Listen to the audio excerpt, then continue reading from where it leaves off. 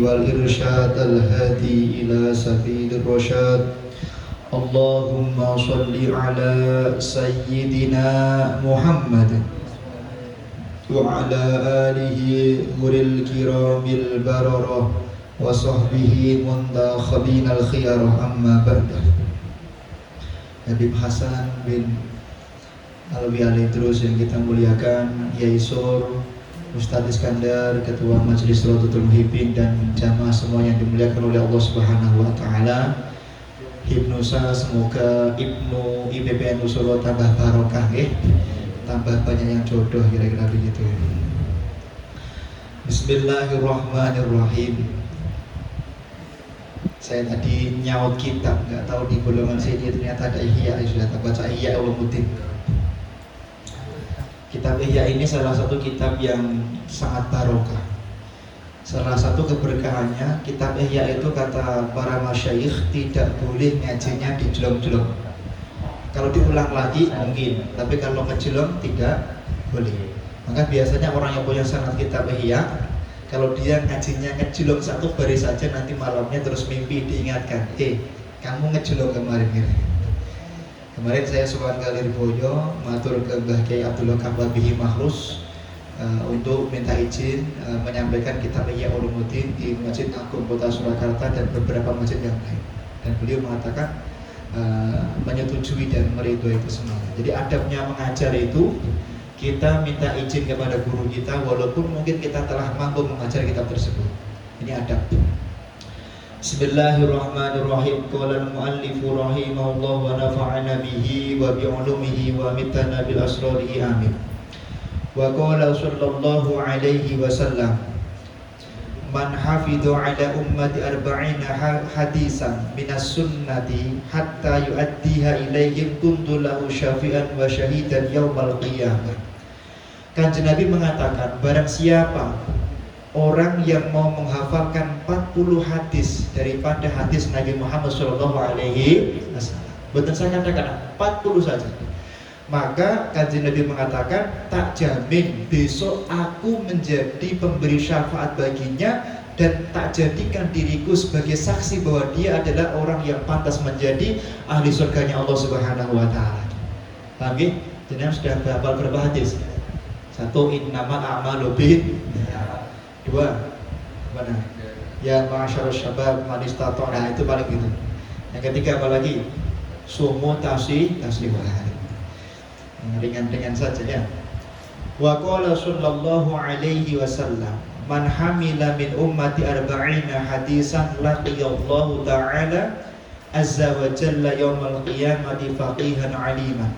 Barang siapa orang yang menguasai 40 hadis saja, belajar 40 hadis, maka di hari kiamat dia akan menjadi orang yang faqih dan menjadi orang yang alim di mata Allah Subhanahu wa Ta'ala.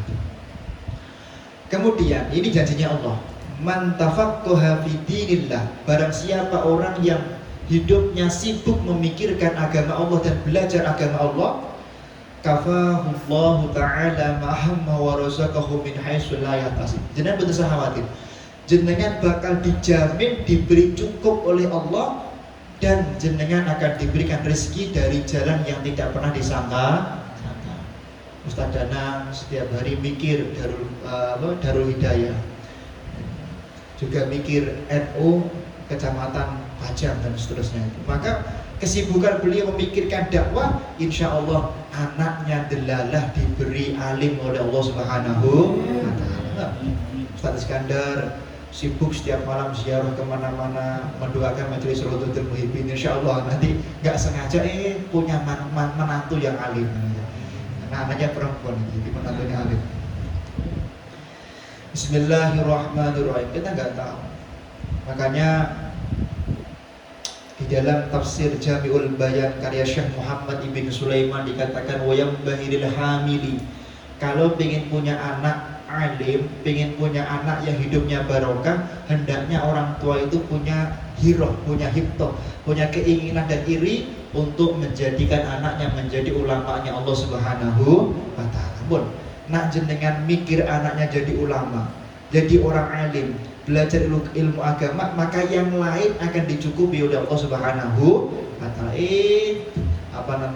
Dilalah dapat rezeki, dilalah dapat menantu yang kaya, dapat menantu yang kaya ilmu, maksud saya di situ. Bismillahirrahmanirrahim. Sinfan min ummati idza solahu. Ada yang baca solahu boleh, soluhu boleh. Jadi alfiah boleh dua-duanya. Solahu boleh, soluhu boleh. Nanti santri-santri yang tinggal di sini belajarnya 2 tahun lagi. Amin. Ibnu Akil. Dikatakan aslahan nas wa idza fasadan nas al-umara wal fuqaha. Ada 2 golongan. Golongan ini kalau damai, kalau mau bersinergi, maka semuanya akan indah dan diberkahi oleh Allah Subhanahu wa taala. Tapi kalau 2 golongan ini tidak bersinergi, maka hancurlah kota, daerah, kampung atau negara tersebut. Siapa? Al-umara dan fuqaha. Sufuh. Kalimatnya umara, pemimpin. Yang kedua fuqaha. Fuqaha itu orang yang tafakuh, memang pikirannya itu istighol, selalu sibuk memikirkan agama. Jadi ahli-ahli fakih tenan. Cara nahwu yang menguasai paling betul Ibnu Akil, Alfiyah. Kalau fikih ya paling betul menguasai minhaj atau menguasai. Jadi tidak sembarang orang alim yang dimaksud di sini. Jadi tidak cuma alim, bahkan fuqaha. Orang yang memang hidupnya dia fokus atau sangat sibuk memikirkan, yaitu ilmu agama. Kalau bisa sinergi bagus. Alhamdulillah ya. Semoga negara kita lebih banyak dipimpin oleh para ulama-nya Allah Subhanahu wa taala. Wakil gubernur semuanya, presiden, wakil presiden semuanya. Wa qala alaihi salatu wassalam idza ata alayya yaumun la azdad fihi ilman yuqarribuni ila Allah azza wa jalla fala burika li fi tulu'i syamsi dzalikal yaum. Barang siapa orang yang satu harinya bertambah tanpa bertambah ilmu, maka dia tidak akan mendapatkan berkah dari setiap sinar matahari yang bersinar di hari tersebut. Bismillahirrahmanirrahim. Yashfa'u yaumal qiyamati salasatun. Kata Rasulullah, ada 3 golongan yang bisa memberikan syafaat kepada panjenengan. Yang pertama, al-anbiya, para nabi. Nabi pasti bisa beri syafaat, pasti. Yang kedua, al-ulama, orang alim. Di mana dalilnya? Contohnya di dalam kitab An-Nawatir yang pernah kami sampaikan kemarin. Dalam kitab An-Nawatir contohnya, man sakana fi sukatin fiha alim. Orang yang tinggal di suatu kampung, di kampung itu ada gang, kata Imam Muhammad ibn Ahmad Qulyubi, kalian pengarang kitab Qulyubi, mujtahid Hawasi Madzhab Syafi'i. Barang siapa orang yang tinggal di suatu kampung, di kampung itu ada gang, dan di gang tersebut tinggal orang alim, maka fa'ufirahu syafaati. Semua dosa orang kampung tersebut diampuni oleh Allah Subhanahu wa ta'ala. Dan semua orang yang tinggal di kampung tersebut berhak menjadi ahli surganya Allah Subhanahu wa ta'ala. Masya Allah. Beruntung ya, masyarakat Pajang ada tumbalnya Ustaz Danang ini, Masya Allah. Masyarakat Ustaz sekarang mana ini? Sambar, mana? Orang mana wis rotor-rotor masih acidik, nggak apa-apa ya sama Ustaz Skandar. Tapi ya jangan, ya. Jadi di situ tinggal ulama, maka baron, apalagi ada habaib, Masya Allah. Hum amanun di ahli ardi. Ada habib itu aman, bon. Ada habib itu aman. Andai kan ada musibah, ada habib, insya Allah semua musibah itu diangkat oleh Allah Subhanahu wa ta'ala. Itu sahih. Yang ketiga adalah syuhada, orang-orang yang mati syahid.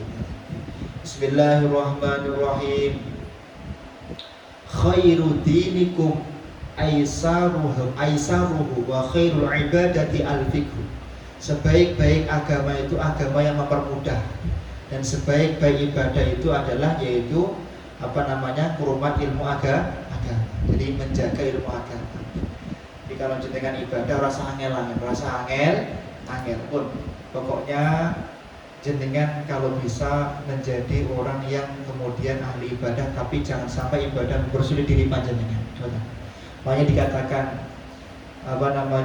julu suka sa'atan fi majlisil ilmi. Jenengan kok mau duduk di majelis ilmu, mau duduk di majelis ta'lim, maka khairul laka min isqal fi raqabah. 1 jam saja duduk di sini lebih baik daripada jenengan memerdekakan 1000 budak. Walaupun jenengan tidak bawa pulpen, tidak bawa buku, nggak nyatet, datang di sini nggak tahu niatnya, pokoknya datang saja. Khairul laka min alfi farashin allati tasaddaqta fi sabilillah.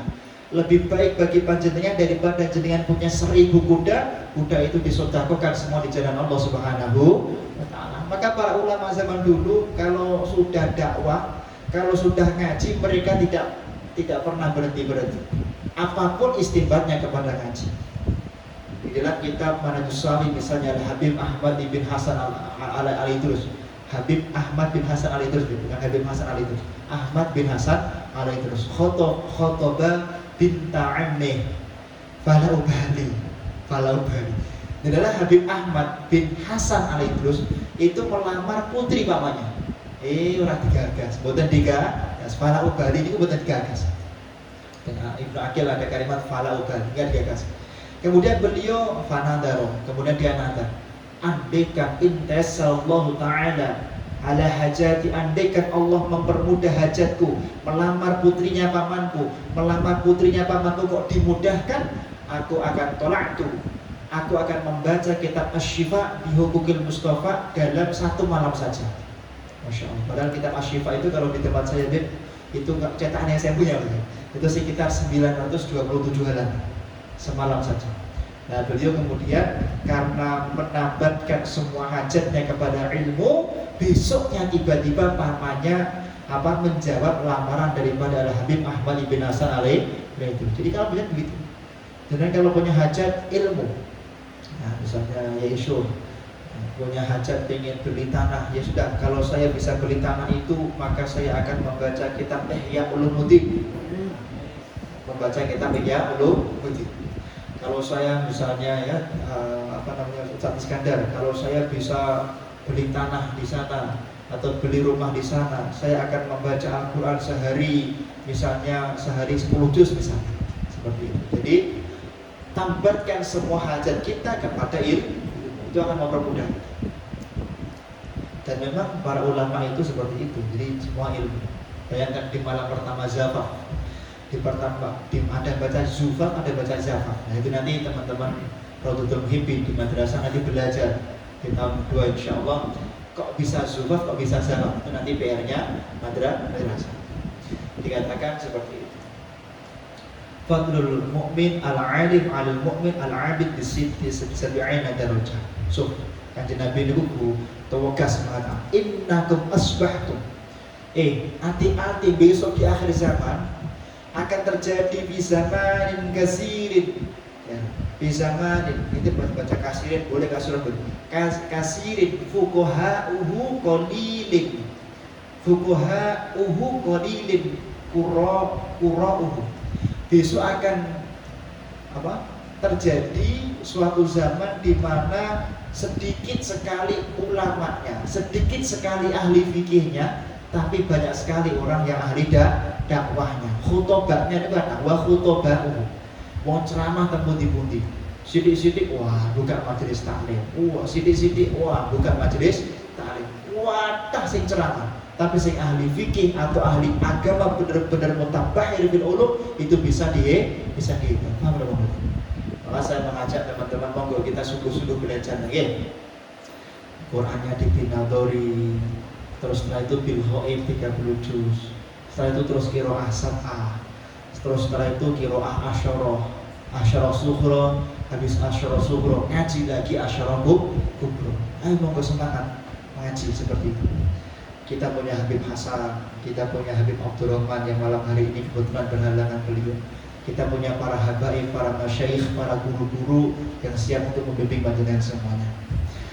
Kemudian wasayati 'alan nas zamanun qalilun fuqaha'uhu katsirun khutba'uhu qalilun qalun mu'tuhu katsirun sa'iluhu al-ilmu fihi khairun min al-amal. Dikatakan besok akan banyak zaman di mana orang itu suka ceramah, suka dakwah, suka mengisi di berbagai majelis, katanya Imam Ghazali, kata Rasulullah, tapi mereka sedikit yang punya ilmu. Hati-hati, penyakitnya mau balik gitu. Penyakit mubalai itu kalau sudah jadi mubalai itu terus malas baca kitab ya. Malas murojaah katanya Habib Hasan. Makanya kalau besok teman-teman ceramah itu kalau bisa bawa kitab, kalau bisa bawa kitab, tetap bawa kitab, ada berkahnya sendiri. Bismillahirrahmanirrahim. Inna qoli lal amal yang fa'u al ilmi billahi wa inna katsirul amali la yanfa'u al jahli billah.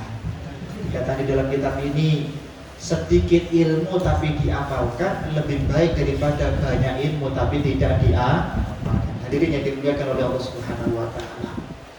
Terakhir, terkadang kita datang di majelis ilmu itu ada kemalasan seperti itu lah.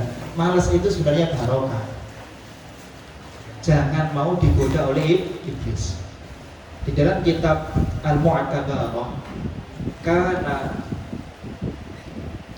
ada seorang salaf, beliau pergi ke masjid untuk ta'lim, untuk sholat Jumatan, untuk sholat jamaah. Fasaqatat, tiba-tiba orang tersebut jatuh dan di dengkulnya itu muncrat darah-darah yang kemudian infijar itu meledos dua, bukan meledos, muncrat darah-darah di dalam dengkulnya itu. Kemudian setelah itu kemudian dia mikir, saya tetap harus datang ke masjid. Kalau saya nggak datang di majelis ilmu, nggak datang di majelis ta'lim, saya rasanya kurang lengkap hidup saya. Maka kemudian orang tersebut tetap datang. Lah anehnya ketika dia datang ke masjid, tiba-tiba ada yang nuntun. Karena orang ini orang buta, makanya maklum kalau sakot. Ketika pulang ada yang nuntun, terus hampir 10 tahun seperti itu terus. Gak tahu ini yang nuntun siapa ini. Setelah itu terus ditanya, man anta, siapa kamu wahai fulan? Gak tak bayar kok kamu itu mau nuntun saya. Si fulan mengatakan, aku anak iblis. Aku adalah iblis. Iblis kok sampean kok mau-maunya nuntun aku. Di mana-mana kan konstitusinya iblis itu kan harusnya kan membuat orang malas untuk ibadah. Ini kan melanggar norma iblis. Norma iblis. Si iblis mengatakan, ketahuilah wahai tuan, Anda itu dulu pernah pergi ke masjid atau ke majelis ta'lim karena buta, kemudian jatuh kepleset, darahmu muncrat, kamu tetap datang ke masjid. Gara-gara itu nus min dunubik, separuh dari dosamu diampuni oleh Allah Subhanahu wa taala. Lah aku ditugaskan oleh raja iblis yang tugasnya menggoda kamu. Aku khawatir kalau nanti kamu kepleset lagi, dosamu semuanya diampuni oleh Allah Subhanahu wa taala. Makanya aku sebagai iblis yang diberi amanah untuk goda kamu, aku tuntut kamu sampai kapanpun juga. Jadi kita semuanya harus tetap semangat datang di majelis ilmu. Apapun yang terjadi, apapun yang menjadi penghalang kita, insya Allah jenengan yang datang di sini semuanya diberkahi oleh Allah Subhanahu wa taala. Dengan berkahnya tempat yang sederhana ini, semoga majelis semuanya diberi mimpi oleh Nabi Muhammad SAW. Semoga bangsa Indonesia menjadi bangsa yang baldatun thayyibatun walaupun hubur, dengan barokahnya para habaib. Mohon doanya para santri-santri yang ada di sini, semoga yang menghafalkan semoga segera hatam segera hatam, nanti segera qiraah sab'ah, segera qiraah asyara, yang kitabnya juga begitu, jurumiahnya, safinahnya, segera nanti takrib, fathul mu'in, fathul qorib, fathul mu'in, dan terakhir mahali atau minhaj seperti itu. Setelah itu saya belum istikharah. Jadi setelah selesai mahali atau kanzul hibib saya belum istikharah. Mungkin saja kalau istikharah nanti belajar 4 madhab insyaallah. Semoga kalian semua menjadi ulama Allah Subhanahu wa taala. Syukran. Assalamualaikum warahmatullahi wabarakatuh.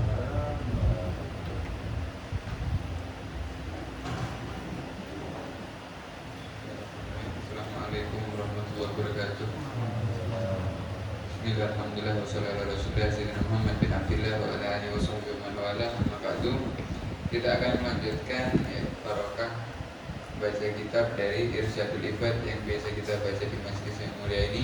Kita akan lanjutkan sedikit dari kitab Irsyadul Ibad ila sabilir rasyad sampai daripada pembahasan wa alam annal iman billah i'tiqad annahu wahid la nadhir lahu fi dzatihi wa sifatihi wa la syarika lahu fil uluhiyah. Ketahuilah, kata muallif bahwasannya iman kepada Allah Subhanahu wa taala yaitu meyakini di dalam hati bahwasannya Allah Subhanahu wa taala ini satu dalam zatnya, satu dalam zat, artinya tidak terbagi zatnya. Beda dengan zat kita. Kalau zat kita ini terbagi, ada tangan, kaki, mata, telinga dan yang lain-lain. Tapi kalau zatnya Allah satu, bagaimana? Tidak bisa dipakai sebutan bagaimana. La yus'alu amma yaf'alu hum yus'alun. Allah ini tidak bisa ditanya bagaimana, kapan, di mana dan yang lainnya. Tidak ada pertanyaan untuk Allah Subhanahu wa taala seperti itu. Allah satu di dalam zatnya, satu juga di dalam sifatnya. Artinya tidak ada yang bisa menyamai sifatnya Allah Subhanahu wa taala di dalam hakikat. Tapi kalau di dalam makna mungkin banyak. Contohnya seperti Allah memiliki sifat Rahim, Maha Pengasih, Maha Penyayang. Tapi juga Nabi Muhammad SAW di dalam Al-Quran juga disebutkan Ar-Rahim, penyayang juga. Memang sama di dalam nama atau penyebutan sifat, tapi kalau makna hakikatnya jelas beda. Rahmat Allah dengan rahmatnya Nabi Muhammad SAW, satu di dalam sifatnya Allah Subhanahu wa taala, satu di dalam zat, satu di dalam sifat. La syarik, tidak ada sekutu bagi Allah Subhanahu wa taala di dalam ketuhanan. Yang mengatur segalanya, yang memimpin, yang menciptakan semuanya, tidak ada sekutu bagi Allah. Tidak butuh bantuan. Walaupun dalam perkara yang kecil Allah tidak butuh apa? Tidak butuh bantuan dan tidak ada yang sekutu dengan Allah Subhanahu wa taala. Infirad. Wahya istihqaqul ibadah. Begitu juga Allah Subhanahu wa taala ini satu-satunya zat yang berhak untuk disembah. Ini makna daripada iman kepada Allah Subhanahu wa taala. Wa annahu qadim, dan Allah Subhanahu wa taala ini maha lampau. Tidak ada yang lebih dulu dari Allah Subhanahu wa taala. La tidak ali wujudihi, tidak ada permulaan di dalam wujudnya Allah. Allah ini ada. Permulaan adanya bagaimana? Itu tidak ada. Tidak ada permulaan adanya Allah Subhanahu wa taala. Allah ada ya tanpa ada permulaan. Wa baqin lan intihal abadiyati, dan Allah Subhanahu wa taala maha kekal, maha akhir, tidak ada batasnya. Ini Allah Subhanahu wa taala. Sehingga para ulama ini menganjurkan kepada kita ketika kalian belajar daripada urusan tauhid, belajarlah sesuai dengan apa yang dianjurkan oleh guru-guru kalian saja. Bahkan para ulama juga tidak menganjurkan untuk memperdalam di dalam urusan apa? Ilmu tauhid. Sebagian lagi para ulama ini ketika mereka mengajarkan kepada murid-muridnya tentang ilmu tauhid, setelah daripada acara pengajian tersebut, gurunya langsung mentalkin muridnya untuk mengucapkan kalimat la ilaha illallah Muhammadan Rasulullah, alias ditakutkan dengan sangkaan-sangkaan pikiran kita, ya bisa menjatuhkan daripada makna daripada uluhiyahnya Allah Subhanahu wa taala. Sehingga dianjurkan mengucapkan kalimat la ilaha illallah Muhammadan Rasul, atau syahadat lagi, asyhadu an la ilaha illallah wa asyhadu anna Muhammadan Rasulullah. Sehingga ini makna daripada iman kepada Allah Subhanahu wa taala. Pernah ketika itu ada salah satu ulama yang mengumpulkan 1000 dalil tentang adanya Allah Subhanahu wa taala. Mengumpulkan berapa? 1000 dalil. Jadi kalau ditanya Allah itu ada. Dalilnya apa? Sebutkan berapa? 1000. Sampai namanya tersebar luas, orangnya alim, terkenal di mana-mana. Bahkan ketika memasuki sebuah daerah disambut oleh para santri di daerah tersebut, disambut. Sampai banyaknya perkumpulan ini, satu daerah tersebut menyambut cuma satu ulama ini, satu orang ini, yang mana prestasinya bisa mengumpulkan 1000 dalil adanya Allah Subhanahu wa taala. Tiba-tiba ada orang tua, ya ibu-ibu sudah tua, melewati daerah tersebut, kaget, terkejut, kok daerah tersebut kok ramai banget. Ada apa ini, kok orang-orang pada kumpul? Maka salah satu santri yang lewat mengatakan telah datang seorang ulama yang mana dia telah mengumpulkan apa? 1000 dalil tentang adanya Allah Subhanahu wa ta'ala. Maka apa jawabnya?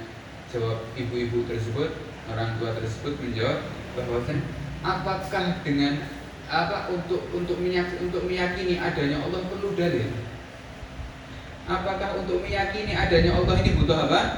Butuh dalil. Jelas tidak butuh. Kalau orang membutuhkan dalil tentang adanya Allah, berarti dia imannya masih lemah. Kata orang tuanya tersebut. Cukup kita melihat diri kita saja, kita sudah yakin bahwasanya kita ini diciptakan sama Allah, adanya Allah Subhanahu wa ta'ala. Cukup kita melihat diri kita ini sudah apa? Sudah jelas. Tidak perlu lagi 1000 dalil. Itu buat apa? Kata orang tua tersebut. Sehingga terdengar suara tersebut sampai ke telinga ulama tersebut dan mengatakan sungguh benar. Imannya orang-orang tua ini lebih kuat daripada kita semua. Artinya tidak ada zat yang lebih jelas di mata manusia melebihi Allah Subhanahu wa ta'ala. Jadi kalau orang bingung tidak ada Allah ataupun butuh dalil tentang adanya Allah, ya dia lebih bodoh daripada dia orang yang paling bodoh. Karena untuk meyakini bahwasanya adanya Allah Subhanahu wa ta'ala tidak butuh yang namanya dalil, cukup kita melihat diri kita sendiri. Kita bisa nafas, kita punya jantung, kita ini dari mani, air, kok bisa jadi seperti ini, kok bisa ada tulang, kok bisa ada ini. Itu pastinya butuh ada zat yang merancang itu semua. Dan itu adalah Allah Subhanahu wa ta'ala. Sampai dikisahkan satu ulama ketika itu dia salah satu ulama tauhid juga, banyak daripada karangan tentang ilmu tauhid. Ketika beliau mengisahkan tentang ditanya oleh muridnya, bagaimana kamu ini kok bisa mengetahui tentang mendalami tentang ilmu tauhid secara jelas, bahkan ilmu tauhid yang mungkin dianggap rumit, ketika beliau menjelaskan ini mudah sekali. Ketika ditanya seperti itu, ulama tersebut menjawab bahwasanya aku ini bisa mengenal dan mengetahui hakikatnya ilmu tauhid karena aku mendapatkan didikan dari nenekku. Mendapatkan didikan dari siapa? Nenekku. Aku ini lahir dalam keadaan yatim piatu, sehingga aku harus tinggal sama siapa? Sama nenekku. Ketika aku tinggal sama nenekku sampai usia yang ketika itu aku harus masuk madrasah untuk sekolah, aku pergi untuk sekolah. Ketika aku pulang sekolah, aku dalam keadaan lapar. Datang aku ke tempat nenekku, ke kamar nenekku, aku minta, oh, nenek, aku mau makan, lapar. Tapi neneknya menjawab apa? Neneknya bilang, jangan minta sama aku. Aku ini tidak punya apa-apa. Kalau kau minta sama siapa? Minta sama Allah Subhanahu wa ta'ala. Allah ini maha kaya. Allah ini yang punya segalanya. Kau minta sama aku tidak punya apa-apa. Minta sama Allah Subhanahu wa ta'ala. Anaknya tanya akhirnya, bagaimana cara minta sama Allah? Kau masuk ke kamar, ambil wudhu, masuk ke kamar, sholat 2 rakaat. Setelah sholat angkat tangan, minta sama Allah, minta makan. Maka diikuti sama anaknya karena masih kecil, si polos. Ambil air wudhu, masuk ke kamar, sholat 2 rakaat, angkat tangan, ya Allah, aku lapar, ingin makan. Ya, doanya anak, aku lapar, ingin makan. Neneknya dari belakang, ya, mempersiapkan apa? Mempersiapkan piring makanan di belakang anak tersebut. Jadi ketika anaknya sudah selesai sholat, sudah doa, ngelihat ke belakang, tiba-tiba sudah apa? Sudah siap, padahal disiapkan sama neneknya. Jadi setelah anak tersebut makan, lari ke neneknya, wahai nenek, aku dikasih makan sama Allah Subhanahu wa ta'ala, aku minta langsung dikasih. Ya sudah, mulai sekarang jangan minta sama aku, minta sama Allah. Terus seperti itu. Setiap pulang sekolah, ambil air wudhu, masuk ke kamar, doa, neneknya menyiapkan dari belakang. Sampai pada suatu saat ketika itu Allah Subhanahu wa ta'ala mencabut nyawanya nenek, meninggal dunia ini neneknya. Tapi didikan di dalam hati anak tersebut dari neneknya tidak pernah hilang. Neneknya sudah meninggal, akhirnya anak ini tinggal sendiri di rumahnya. Ketika anak ini lapar, pulang sekolah lapar, ambil air wudhu, angkat kedua tangan. Setelah sholat, ya Allah, aku lapar, ingin makan. Neneknya sudah tidak ada. Tapi setelah doa, ya, melihat ke arah belakang, sama seperti pas ada neneknya. Didapat di situ makanan-makanan yang lezat. Maka ulama tersebut jawab, dari didikan nenekku tersebut, aku yakin kepada Allah Subhanahu wa taala. Ketika seorang hamba meminta kepada Allah dengan yakin, tidak akan ditolak sama Allah Subhanahu wa taala. Artinya ditundanya doa-doa kita selama ini ya karena kita apa? Ada keraguan atau masih ada harapan lagi kepada selain kepada Allah Subhanahu wa taala. Tapi kalau sudah matang kepada Allah Subhanahu wa taala, apapun yang diucapkan oleh lisan orang tersebut akan dikabulkan sama Allah Subhanahu wa taala. Ini yang pertama, iman kepada Allah. Kemudian yang kedua, iman kepada malaikat Allah Subhanahu wa taala. Iman kepada malaikat ini bahwasanya malaikat adalah hambanya Allah yang dimuliakan oleh Allah, tidak pernah bermaksiat sama sekali. Dan pasti akan taat kepada Allah, taat kepada apa yang diperintahkan oleh Allah Subhanahu wa taala kepada malaikat tersebut dan memiliki tugas masing-masing. Tercipta daripada cahaya. Ini malah malaikat yang harus kita imani. Malaikat ada yang ada di dalam diri kita saja, ada yang menjaga kita saja, ada sekitar 10 malaikat. Yata'aqabuna fikum malaikatun bil-laili wa malaikatun bin-nahar. Berganti di dalam tubuh kalian ini malaikat penjaga, namanya malaikat hafazah. 10 malaikat pagi hari, 10 malaikat malam hari untuk menjaga kita. Makanya kita bersyukur. Kita ini manusia, walaqad karramna bani Adam, kata Allah, kami telah memuliakan anak Adam. Dengan apa? Jaga sama malaikat. Makanya kita kalau tidur, hidung kita ini kebuka 24 jam. Kuping kita ini kebuka 24 jam. Tapi tidak ada kita tidur tidak kemasukan apa-apa, kita tidur masih aman dan lain-lain. Dijaga sama para malaikat. Ini yang kedua. Yang ketiga, iman kepada kitab-kitabnya Allah Subhanahu wa taala. Kitabnya Allah, Injil, Zabur, Taurat, Al-Quran, semua adalah kalamnya Allah. Artinya kalau kalamnya Allah berarti bukan makhluk. Kalamnya Allah berarti bukan apa? Bukan makhluk. Al-Quran, Injil, Zabur, Taurat ini bukan makhluk, tapi bagian daripada kalamnya Allah Subhanahu wa ta'ala. Kalam Allah yang azali, yang azali, yang mana kalamnya Allah ini tidak ada hurufnya, tidak ada suaranya, tidak ada tulisannya juga.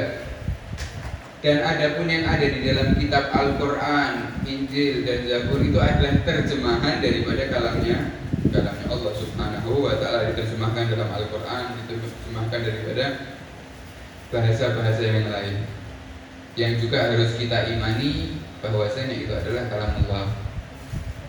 Kemudian yang keempat adalah iman kepada utusan-utusan Allah Subhanahu wa ta'ala, yang mana Allah mengutus daripada para manusia untuk menjadi nabi dan rasul dan untuk menyebarkan daripada syariat Islam, bahwasanya mereka ini maksum. Apa itu maksum? Tidak mungkin mengerjakan maksiat, baik sebelum menjadi nabi maupun setelah menjadi nabi. Ini para rasul dari zaman Nabi Adam sampai zaman Nabi Muhammad SAW.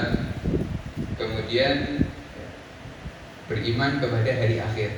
Hari akhir itu apa? Hari akhir itu semua yang terjadi setelah kita meninggal. Mulai dari alam barzakh, di kuburan, pertanyaan kedua malaikat, siksa kubur, azab kubur, kenikmatan dalam kubur, sampai hari kiamat. Setelah hari kiamat sampai di padang mahsyar. Setelah di padang mahsyar sampai nanti ada hisab, kemudian melewati jembatan Shiratal Mustaqim, kemudian ditimbang di mizan, sampai di telaganya Nabi Muhammad. Itu semua urusan akhirat, termasuk daripada iman kepada hari akhir. Iman kepada hari akhir, yakin bahwasanya adanya hari kebangkitan untuk kita dipertanggungjawabkan semua amal kita di dunia ini. Kemudian yang terakhir adalah iman kepada qada dan qadar. Ya, qada dan qadar, alias beriman apa yang telah ditakdirkan oleh Allah Subhanahu wa ta'ala, dicatatkan oleh Allah Subhanahu wa ta'ala yang akan terjadi, itu pasti akan terjadi. Dan yang tidak ditakdirkan oleh Allah tidak akan terjadi. Ya mustahil, wuqu'u, tidak akan terjadi. Dan Allah Subhanahu wa ta'ala ini mentakdirkan kebaikan dan keburukan. Kebaikan dan keburukan itu semua takdir dari Allah. Salah kalau seseorang mengatakan takdirnya Allah itu hanya kebaikan saja. Kalau keburukan dari manusia sendiri, itu salah. Ya. Baik dan buruk dari siapa? Dari Allah Subhanahu wa ta'ala. I'tiqadan, keyakinan kita harus seperti itu. Beda dengan urusan adab.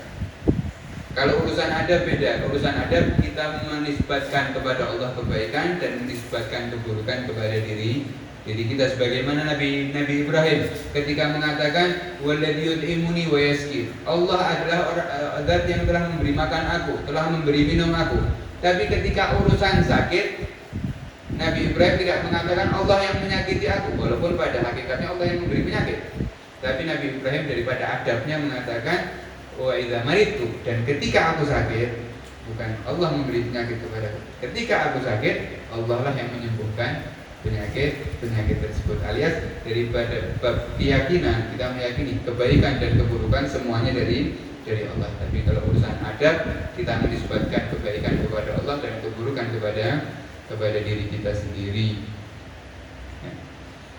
Dan semua daripada makhluk yang hidup di dunia ini bergantung dengan qada dan qadarnya Allah Subhanahu wa taala. Ini sedikit daripada pembahasan kitab Irsyadul Ibad ila Sadur Rasa. Semoga menjadi ilmu yang bermanfaat di dunia dan di akhirat, menambahkan cahaya kepada hati kita, cahaya kepada keluarga kita, yang bisa membimbing kita ke jalan yang diridhai oleh Allah. Dan semoga perkumpulan ini menjadikan Allah jadikan perkumpulan yang bisa membahagiakan hati Nabi Muhammad SAW. Dijadikan majelis ini insyaallah menara daripada cahayanya Allah, kunci daripada hidayahnya Allah Subhanahu wa taala.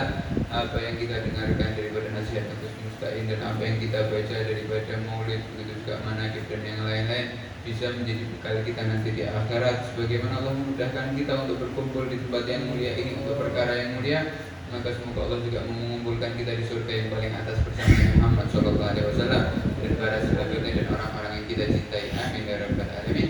Sallallahu alaihi wasallam. Assalamualaikum warahmatullahi wabarakatuh.